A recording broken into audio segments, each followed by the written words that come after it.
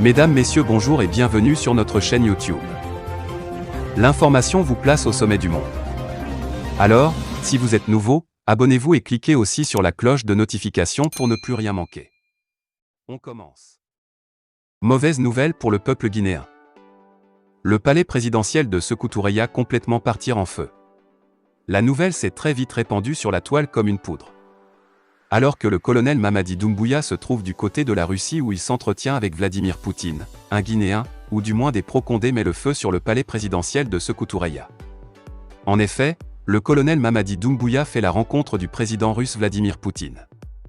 Le colonel Mamadi Doumbouya a été convié ce jour à Moscou par le président Vladimir Poutine, pour discuter des relations entre les deux États. Au cours de cette rencontre, le colonel Mamadi Doumbouya a souligné à son homologue russe son intention de poursuivre les relations diplomatiques avec la Russie, au détriment de la France.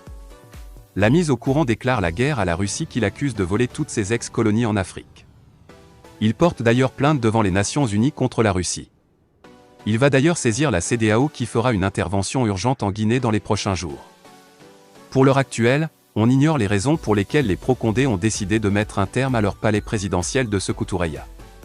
OK ignore également le commanditaire d'un tel acte barbare.